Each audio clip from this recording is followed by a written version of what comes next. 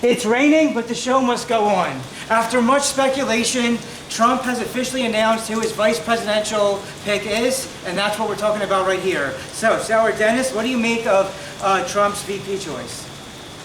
Trump had nothing but good choices ahead of him because, as usual, he surrounds himself with great people, not just good people, but great ones. He did make a mistake on his initial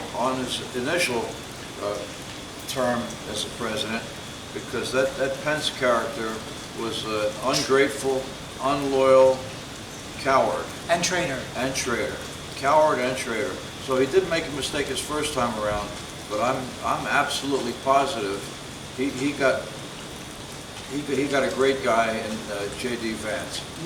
Now, around 2016, J.D. Vance wasn't a big fan of Trump, but do you think there was enough time between 2016 when he didn't care for Trump and 2024 where he tried to go to more of a liking of Trump, not so much of a cowardly way like Pence, where he learned enough with his childhood and background that this is a solid, neat pick? Oh, absolutely. In fact, it's a big plus to pick a guy who came from a tough background like that, especially a guy who didn't agree with you initially, because as he matured, he seen the fruits of President Trump's first 4 years, and he agrees with those truths, and he wanted to become a part of it and to help. And now here he is. He overcame a terrible background, a bad situation. He matured enough to understand and see all the good that President Trump done for us that first 4 years. And here we are. We're back again, and it's going to be great. Absolutely. And if you would like to learn more about him, there's movies and books that he wrote and made. So check out his movies Hillbilly Elegy. Yep. And a few things I want to say on what I like about him. One, he was in Marine or some sort of military-like experience. Yeah, he was a Marine. Like that with the military experience. That he has a legalized, keyword legalized wife who's Indian. Now don't watch out for MSDNC and CNN who's saying this nonsense of her being whatever their lies are, but she's a legit wife that's legalized.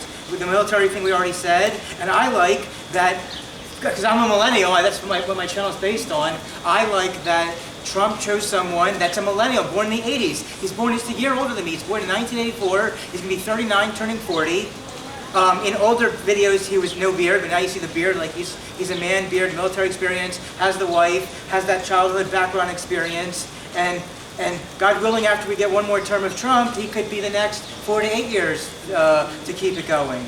Because the Democrats have nothing on policy, but yeah, we mentioned about the book and the movie. I said, well, I like it. What else? Anything else you want to say about J.D. Vance to the audience? Absolutely. He learned from his initial position on Trump, where he did not agree with many things. Now he agrees with everything. Now he's going to be with President Trump for 4 years as his vice president, his right-hand man. So now not only is he going to agree with the things, he's going to take part in the policies, and he's going to be a part of the success. And that's the best way of not only getting even with people, but it's the best way of showing people success brings unity. Absolutely. The unity is going to come together, and there's no doubt in my mind that J.D. Vance will get a good 4 or 8 years out of him after President Trump's term is over. Absolutely. And the convention their convention was definitely about unity. A lot of different people spoke. Even that wrestler from the 80s, Hulk Hogan, a bunch of people spoke. And I like what DeSantis said in one line. I like that he said, Weekend at Bernie's. That was a reference to a movie, Weekend at Bernie's, on how Biden is. That's funny.